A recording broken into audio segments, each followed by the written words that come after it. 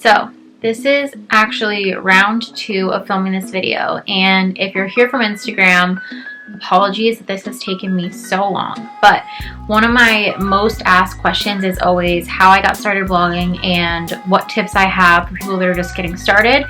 And it's obviously a very long-winded answer, and it's not something that's easy to just answer in a DM. So I decided I wanted to make a video where I could really talk as long as I wanted and give you super in-depth answers, and that way I can just refer people back to it and have like all of my thoughts out in one place. So this might be part 1 because I know I'm going to talk a lot, but this is going to be how I got started and tips that I have for people who want to start vlogging or have just started or are trying to grow their following on Instagram.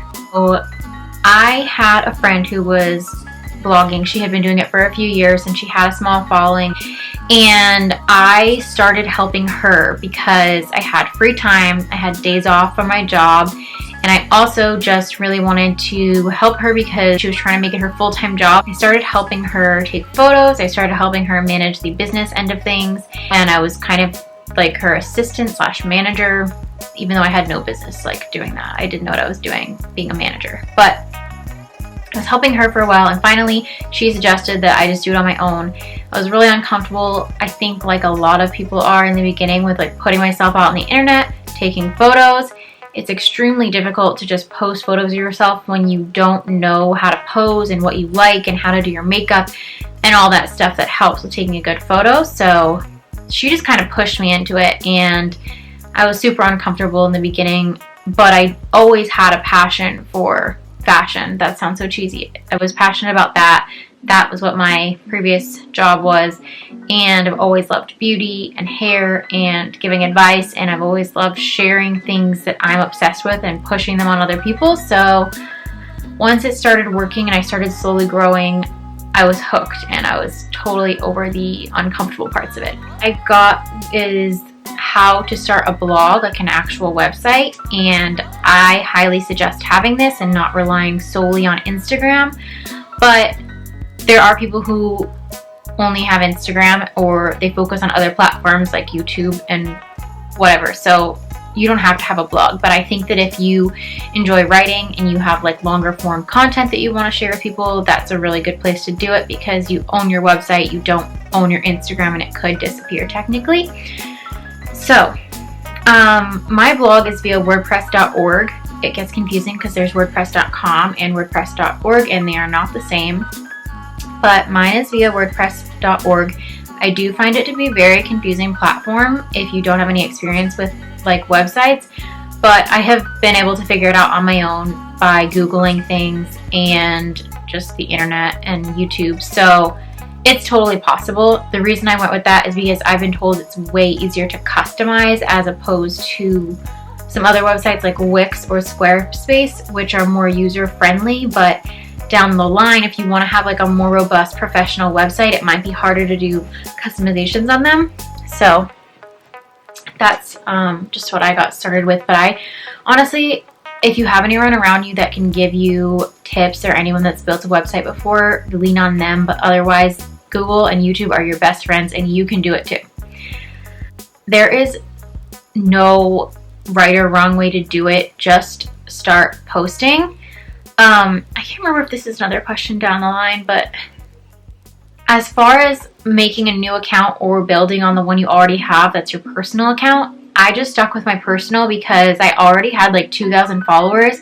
I didn't want to throw those 2,000 followers away and start from zero. And also, those people that know you in real life are more likely to engage with your content, and then you at least have like a small group of people that are already supporting you and engaging with you. I know that for some people it's really scary because the people in real life are actually the people you fear the most, like when you're putting yourself out there and you think that they might judge you or make fun of you. But to be honest, it's really easier said than done, but you just have to get over that, because even if you make a new account and you start to grow, they are probably going to see it anyway, and I don't know, who cares what people think?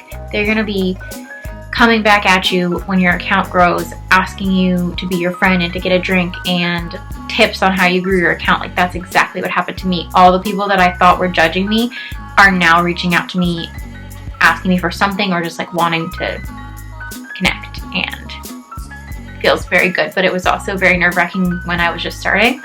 So I'm rambling, but just start posting. Have your sister or your boyfriend or your friend, anyone, help you take photos and just start experimenting. I know that it's hard in the beginning. Like, what am I trying to say? Don't worry so much about like having it all figured out. Just post and you'll figure it out as you go, and you'll figure out what your aesthetic is and how you like to take photos, and all of that will come. And I know that it feels like the end of the world every time you post. You want it to be perfect, but I look back now at my old posts and I think they are so bad, and at the time I thought they were so good. So just know that no matter what, you're going to grow and evolve, and you're always going to look back at your content and hate it. So just put yourself out there and be proud of what you're putting out there, and don't worry about everything being so perfect, because you want to be relatable, not perfect. So you can try and go on their website and find a PR or influencer contact. Sometimes they'll have that thing on their website. But if not, I usually just DM brands, and you can even, I think if you have a business or creator account on Instagram, you can save templates. So I have different templates saved, and I just kind of customize them a little bit before I send it. But I will just DM a brand and, you know, explain to them that I'm a fan, or like a big fan of the brand, and ask if there's a good email contact that I can reach out to about working together. And sometimes they answer, sometimes they don't, but it's easier to get an email that way. If it's not on the website, I don't know how else you would get it other than DMing them. So that is how I would reach out to brands, but brands will also start to reach out to you as your following grows. As far as when to start reaching out to brands, I always like to think of it this way, as you want to make sure that you're also providing them value. So in the beginning, when you work with brands, it's usually just on a gifting basis. So they'll gift you product in exchange for you posting or sending them content or doing stories or blog posts, etc. So you just want to make sure that what you're able to give them in return is worth it. So let's say they're sending you $300 worth of product. Are you giving them like $300 worth of work in exchange? So are you giving them either high quality photos that they might be able to repurpose and use on their Instagram or website, or do you have enough followers and enough of an engaged audience that you might actually sell to your audience or bring some brand awareness to them? Because that's really what they're looking for. So I think I started reaching out when I had maybe 4,000 to 5,000 followers. I think you have to have at least a few thousand, if I'm being honest. And I know that might sound discouraging, people that are starting with zero or starting with only a few hundred, but this is definitely a very long process to get. It's definitely a lot of work and a lot of patience and a lot of waiting before you reap the benefits. So I guess I'm not trying to be discouraging at all, but just know that it's definitely not a quick and easy thing. So no, not at all. I never bought things just for the sake of shooting them. So like I said, I did have a friend who was blogging already, and she was getting quite a bit of stuff gifted to her. So a lot of times I would borrow things from her to shoot, but also I would just shoot my own things that I already had. So a lot of times I would also just shoot my own clothes that I already had. And here's the thing, don't get stuck on feeling like you need to have new clothes or they need to be currently in the store. In the beginning, just show people your style and show how you can put things together. Like, there are bloggers who post thrifted things and one-of-a-kind pieces that no one could ever get. So just focus on showing your style and or whatever it is, your makeup, you know. But no, you don't have to be constantly buying new things. Like, I was posting my friends' clothes, I was posting old clothes of mine. They definitely weren't things that were current and in the stores and linkable, but that's completely fine in the beginning. You're also providing people inspo. So even though they might not be able to shop the exact piece you're wearing, you're inspiring them to put together an outfit similar or find similar pieces. So don't feel like you need to break the bank to get started. don't feel like you need to buy a ton of new things. I don't think that's the case at all, and I think you can definitely get started with what you already have. This goes along the same lines as when to start reaching out to brands.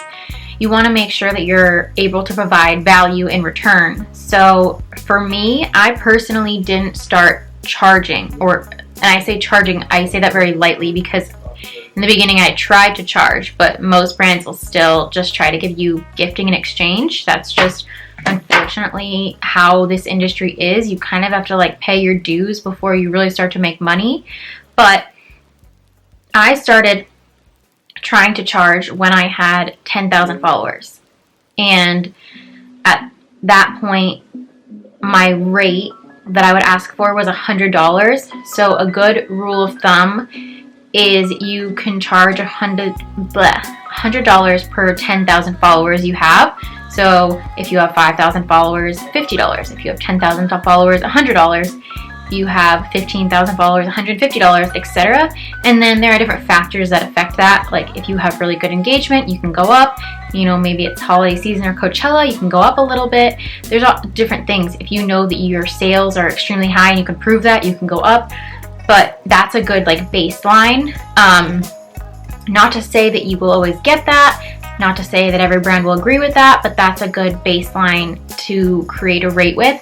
So I started trying to charge when I had 10,000 followers, but there were still like very few and far between brands that were willing to actually pay me, even though my rate was so low. So I would say I started trying to charge then, but I started actually making money closer to when I had 30,000 followers. And even then, there are still going to be brands that just won't pay you. Either they don't have budget, or maybe they don't pay influencers that are smaller than a certain amount, whatever it is. But you just have to like weigh the benefits and see if it's worth it for you in other ways. So yeah, I mean, I think you can start charging if you want at 5,000, but just know that it's difficult and not all brands feel like they need to pay micro influencers for some reason, and it sucks. Okay, so there's a few different ways. One of them, which I highly suggest that everyone who's starting out signs up for this, is Reward Style. So this is an app. If you don't know, it's like the Like to Know It app, but Reward Style is the back end for bloggers and influencers. So basically, you can get a very small commission when you sell something that you linked through the app. So it'll let you link all the clothing you're wearing, and most brands participate with it. Most bigger brands, a lot of the smaller ones don't. But so you can link everything on the app, and then when you send out a link, if someone purchases something from your link, you get a small commission, but it does add up. So that's one way, is through commission and affiliate links. And there are other affiliate programs besides Reward Style, but that's just the largest one. Then the other way is through sponsored posts. So this is a brand paying you to post about their product. Another way would be through blog posts, also through photo shoots. So sometimes brands will hire you to be their model. Okay, so through Reward Style and commissionable links and affiliate links, sponsored posts, sponsored stories, sponsored blog posts, and then modeling, and then content creation. A lot of times brands will pay you to create content for their Instagram or for their website. Those are the main ways. This one, obviously, the most asked question is tips for growing your Instagram. So I would say the number one thing is to be consistent. So pick a posting schedule that is realistic for you and stick to it. So whether that's every day, every other day, 5 times a week, whatever it is, just make sure that you're being consistent with your posts. Don't do like 3 times one day and then not post again for a few days, or don't be posting like 4 days in a row and then 3 days off. If you're gonna do that, try to make it like every other day, just something that is attainable for you, and try to stick to it. I would say try to utilize stories as well as posting, but don't just story for the sake of storying, meaning don't just story like your 10 frames of the concert you went to.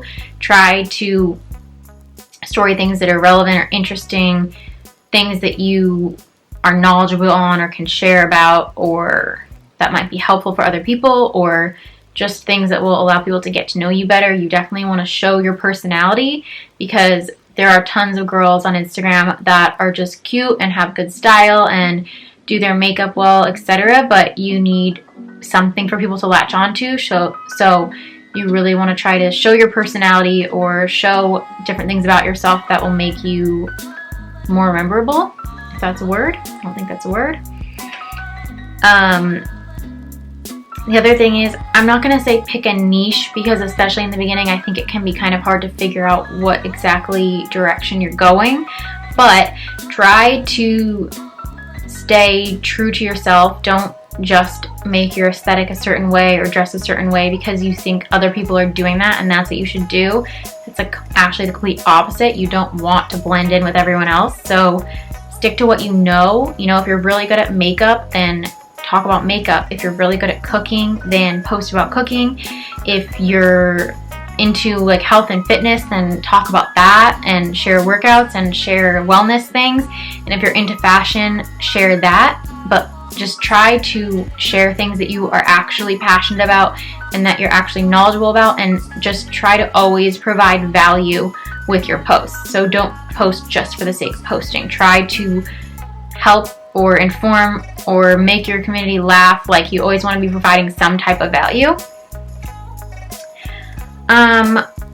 What else? Tips for growing on Instagram.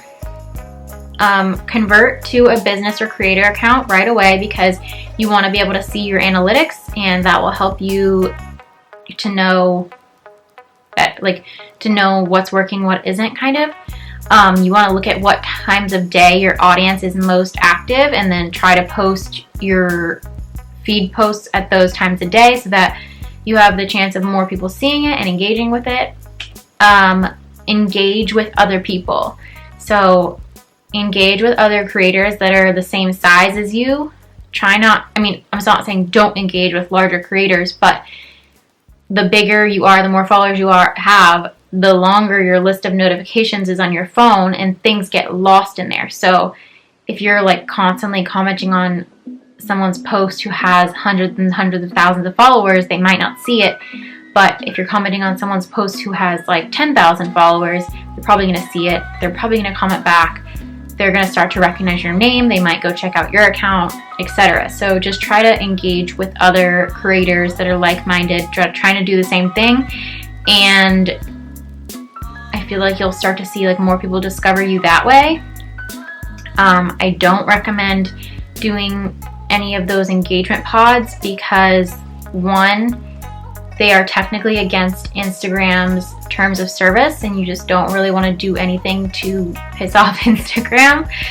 I think that there are ways that they can track them even if the engagement pod isn't in Instagram, but regardless, you just want all of your engagement to be organic. You don't want it to be people who have like agreed to like your post. So I would say engage with other people. Make sure you respond back to all your comments and your DMs in a timely manner. I would say try to engage within the first hour of posting your photo. Try to make sure you comment back to people and go engage in other posts. Share your posts to Pinterest. So you can actually Google different ways to like optimize Pinterest for growth and to drive traffic to other websites so you can drive traffic to other websites like your Instagram or your blog. So you can Google that, or you can even look on Pinterest. There are like guides and all sorts of things to help you. I think that's really good. Okay, my camera just shut off, so hopefully it stays on now. I don't know if like the battery's dead or what, but continuing. So tips for growing on Instagram. Okay, another thing I have is to make sure you're tagging all the brands you're wearing to get more exposure to those brands and a potential for a repost. When you're first starting out, getting reposted by a brand is huge and can give you so many followers. I remember getting reposted by Free People. That was like my first big account that reposted me, and I got hundreds of followers, and it was insane. So make sure you're tagging all the brands that you're wearing. try to use their hashtags if you have any, like Urban Outfitters, for example, is hashtag UO on you, so Urban Outfitters on you. So try to use like relevant brand hashtags, make sure you're tagging all the brands. I feel like those are my main tips for growing when you're just starting out.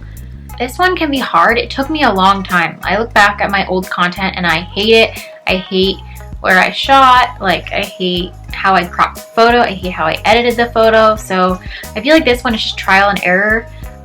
It's really helpful to go on Pinterest and make different boards of things that inspire you and try to like hone in on what you want, and I don't know, look at other people's feeds and see what you would want your feed to look like, but something that's attainable. So, you know, some people only shoot in front of light backgrounds like whites and creams, and some people have tons of blank space and blank walls, whereas others like to shoot in front of really busy things and have a busy feed. Some people are really beach people, some people are super city people, and this all plays into your feed and the colors that you use, but just experiment and don't let it hold you back.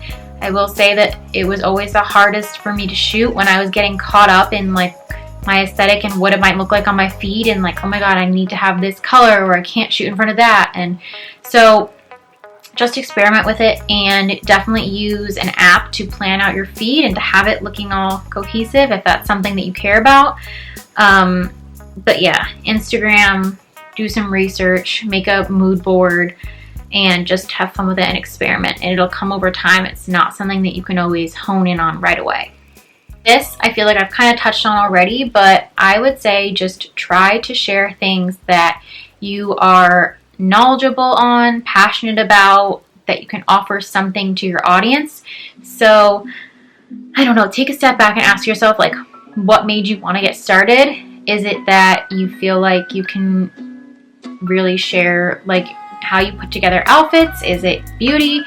You know, think about what it is that you want to share with people. I think for me, it took a minute to realize that I am petite. I mean, I knew I was petite, but that I can share my tips for petite girls. And now I feel like I have a very large following of petite girls who look out for me to find where the jeans that aren't going to be too long on them are, and where the dresses that'll be the right length and the right size and all of that. So I sort of honed in on that. That's not my only thing I focus on, but I just think to figure out what it is that you want to offer and stick to that. And just because you see someone else over here sharing their makeup looks or sharing their cooking doesn't mean you have to if that's not something that you are already interested in.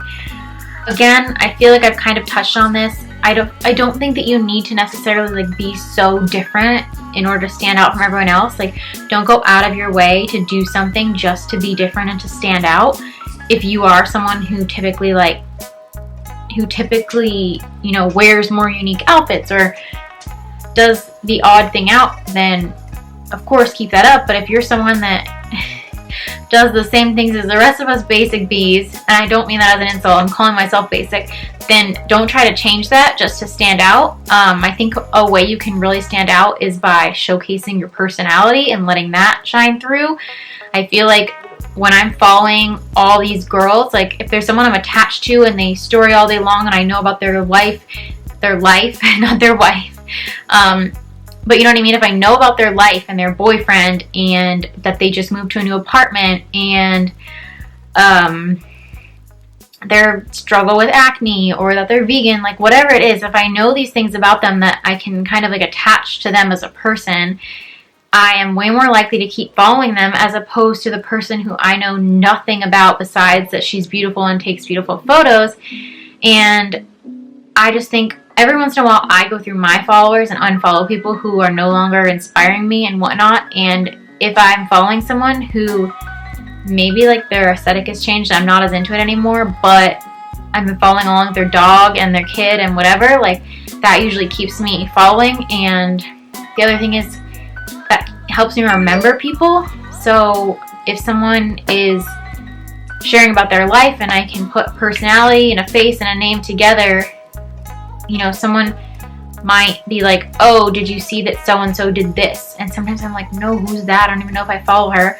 But if I remember all these things about your life, then I'm going to know who you are and what your name is and remember you and look for your posts and just be more attached. So I think show your personality, like be your silly self, be your funny self, whatever it is. Show people that, and don't just try to be like perfect and cookie cutter all the time, because that is the last thing that you want. This is another thing. Canva. First of all, Canva is good for everything. It's like graphic design for dummies kind of, but Canva is definitely a good place to actually format it, and I would look up examples. I'm sure you can find these on Pinterest or if you just Google, but you want it to go along with your aesthetic. You want it to have some photos of your best work. You want it to have all of your Instagram stats. And if you didn't know this, there are websites where you can look up your exact statistics, engagement rate, things like that. A really good one is called Social Blade. So you can type in your username and it'll tell you what your engagement is, like all things like that about your Instagram profile. So you want to have that. You want to have your average likes. All those things can also be found on that website. And you want to have a bio. I suggest, if you're not good at writing or good at writing about yourself, having someone close to you write it and then you tweak it. So I had my older sister write it and then I tweaked it because I found it really, really hard to like describe myself and what I was about in a paragraph, and she did such a good job. So it's always nice to have an outsider perspective. But yeah, you can Google all the things that are supposed to be on it, but basically you want all your stats, you want any notable brand partnerships, you just want to like show off your best work, your best images, all the good things. Yes and no. I pay attention to, like I said, like when my followers are on Instagram most, and I pay attention to like what posts get better engagement. Like I look at all of them and I take them all into consideration, but at the same time I'm not going to let it bring me down, or I try not to at least. But I think they can be super helpful, and obviously it's nice to know where you stand for when you're putting stats on a media kit, like is my engagement rate high or low, and is my average amount of likes, all that stuff. So it's nice to know where you stand that way. And it's nice to set goals for yourself. Like one of my goals this year has been to get my story views up, because I thought that I had high story views for a while. Then it's like they plateaued. So I had really high story views, but then my following got super high and my story views stayed the same. So I made it a goal for myself to try and get my story views up. Not that you can really fully control anything about Instagram because it has a mind of its own, but I made that goal, so I was definitely super honed in on what they were and what made them go up on certain days, etc. So I pay attention to them, but don't harp on them because they can drive you insane, and don't compare yourself because that'll also drive you insane. I think I touched on this a bit, but I'm assuming like this means gain the confidence to post when you're small, and a lot of your audience is people that you know in real life and you're scared of them judging you. So I think just know that everyone goes through that phase, pretty much everyone, and you shouldn't be ashamed. It's actually something super admirable. You're going after a goal of yours, you're pursuing something you're passionate about, you're starting a hobby, like whatever it is. I don't think you should be ashamed, and I don't know why there's this huge stigma around taking photos of yourself or posting yourself on the internet, because at the end of the day, we are the center of our own worlds, and we're all obsessed with ourselves, and we all like to take pictures. Like, no one doesn't like a good picture of themselves, and no one doesn't like putting it on the internet and getting good feedback. So just know that if anyone's criticizing you, it's most likely coming from a place of jealousy for whatever reason, and they're usually just a reflection of like their own insecurities. And if you want it bad enough, then you just have to block out everyone else and do you, and keep moving forward and try to ignore anything. I know that's easier said than done. It definitely scared me so much in the beginning, but you just have to keep people around you that are positive and encouraging you, and try to block out the rest. And trust me, if it all works and you start growing, those will be the same people that are DMing you wanting to hang out. So this one is obviously super hard, and I don't know at what point it was when I just stopped caring completely, and now like nothing phases me. I literally don't get embarrassed shooting in public anymore, but I definitely used to.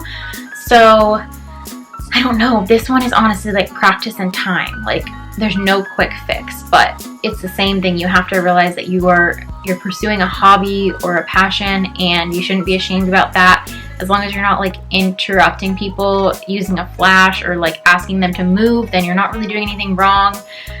I think definitely be respectful, especially when you're in like a restaurant or something like that. But if people are staring at you, I like to make eye contact and wave and stare back, because that usually makes them stop. I mean, in the beginning, I would just stop posing until people weren't around me anymore, but that's not the most time efficient thing to do.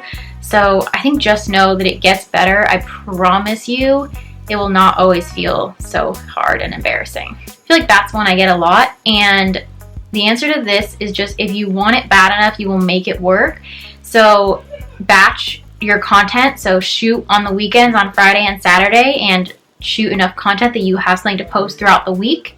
Yeah, I mean, I would just say like make the weekends for Instagram and blogging, and do your full-time job during the week and during the days, and then nighttime as well. You can work on Instagram and blogging. It is definitely possible. I know so many girls that honestly even still have like a large following and make a full-time income from Instagram, but still have another full-time job because they're just passionate about both. It is so possible. I think you just have to want it bad enough. Like, would you rather go to brunch with your friends on Saturday afternoon, or would you rather spend a few hours shooting your content so that you have it for the week? So I think it's definitely gonna have to make sacrifices, but it's totally possible. This is another thing you can Google, like how to pitch brands, but you want to introduce yourself, you want to give a little bit of background, where you live, what kind of blogger you are, what you specialize in, maybe a few quick stats, especially if they're ones that you're particularly proud of. You can talk about your engagement rate or something like that. You want to talk about like your relationship with the brand. So if you've been buying it for a long time, or if you just discovered it, whatever it is, tell them why you're reaching out, why you love the brand, and why you think it would resonate with your following. So maybe you're reaching out to Forever 21, you know that your followers are always looking for bargains, or something along those lines. Maybe you're reaching out to a high-end brand and you know that your following really likes those like one-of-a-kind designer pieces or something like that. So tell them why you're reaching out, and then be specific about what you're asking of them. So are you just asking them to gift you in exchange for posts and content? Are you asking to be paid? Whatever it is, are you just asking to be on their PR list? So just be specific about that, and yeah, you'll get better at it. I like to have a template for my pitches that I save in my emails, but then I customize a few sentences in it. I think the most important thing to know, and again, this is not to sound discouraging in any way, I'm just trying to be 100% real, is that you shouldn't be in this for the wrong reasons.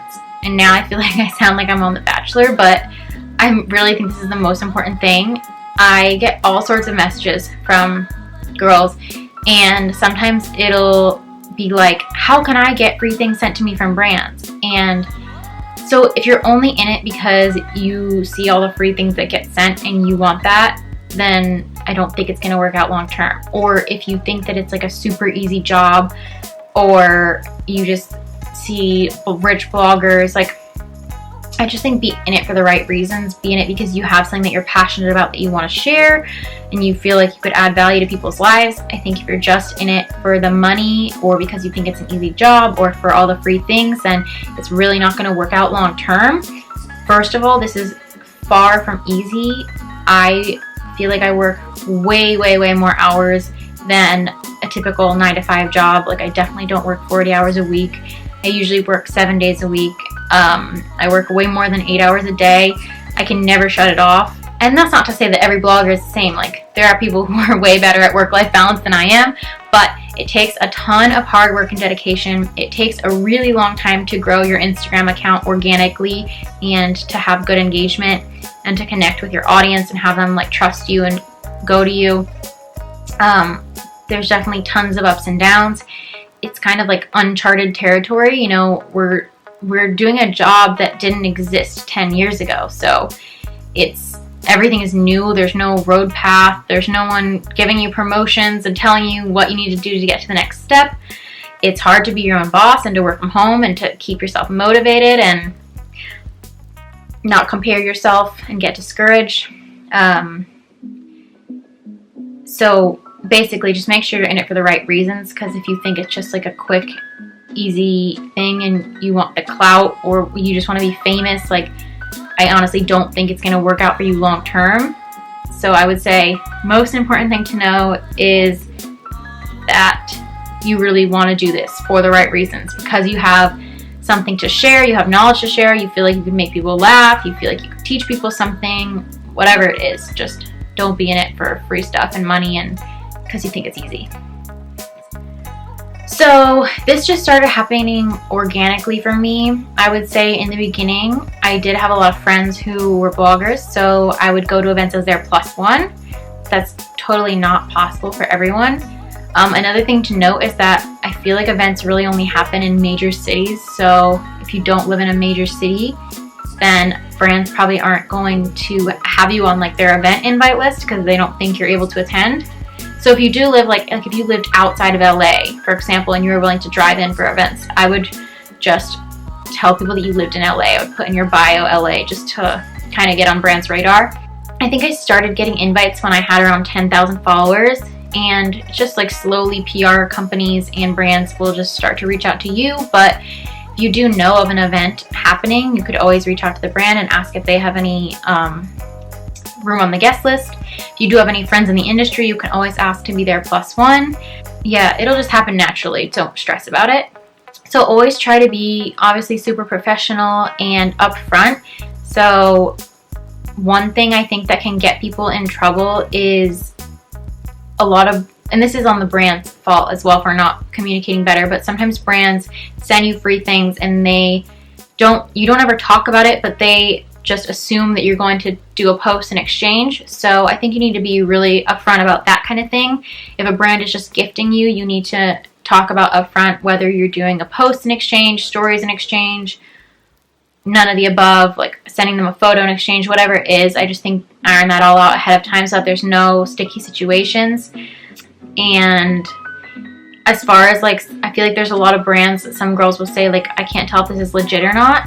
If you have to question it, it's probably not legit. See if they have a website in their bio or in their email. See if the website looks legitimate. If they're asking you to do like a ton of work, or if they're asking you to pay for anything, it's probably not legit. I've never had to pay for something in order to work with a brand in my life. That's the best way to do that. I think I touched on this, but basically a good rule of thumb is $100 per 10,000 followers that you have. And then if you have above average engagement, you can go up a little bit for that. And then there's other factors that play into it. But if you're just starting out and you have 5,000 followers, I think you should be charging $50 for a post, and then, you know, maybe a little more for stories. If you have 10,000 followers, I think, you know, you want to do a post and 3 stories for a brand, $150. I think that's a good way to just start in the beginning. So hashtags are really good, but make sure you're not overusing the same ones because Instagram can flag that as spam. So try to be using ones that are relevant and unique to each photo. And you can get super specific. Like you can be like hashtag denim, hashtag Doc Martens, hashtag spring outfit, you know, hashtag California, whatever it is. You can get specific with it. But just try not to continue to use the same exact ones over and over in every photo. I think that tagging a location really helps. I said this before, but pin your photos to Pinterest and to different group boards. Tag all the brands you're wearing. Try to post during optimal times of day. Try to also do stories. And I like to share my feed posts to my stories. And then pay attention to your analytics. Like if you have one photo that did really well, try to figure out what it is. Is it that you were smiling in that photo? Was your hair a certain way? And try to figure out what people are engaging with and why. And then listen to your audience. Like if they're telling you they want a certain thing from you, try to do that. I don't know. Instagram is honestly so difficult. You can't predict it or the algorithm, and sometimes it has nothing to do with anything you were doing. It's just literally Instagram being a bitch. So hey, my camera shut off again, so it's stunning. No, because I would be drowning in clothes. I tried to kind of have a system And if it's not something that I love, or if I already have something similar, then I just donate it or put it in the Poshmark pile, because I could never keep everything that gets gifted. My boyfriend would kill me because he already wants to kill me because of how many things I have. So no, they either go on my Poshmark or they get donated, and a lot of the things on my Poshmark are completely brand new or have been worn and shot once, so that's really cool. So I feel like this totally varies, like person to person. I personally, it's like on one hand, if I really want something, I'm gonna buy it for myself, but on the other hand, I get so much gifted that sometimes I feel guilty buying things because it's like I don't really need this. But I would say probably like 70% gifted, 30% purchase on my own. So you definitely need an app to plan out your feed. I like to use Mosaico, but there's also Planoly and then one called Plan with 2 N's that I really like.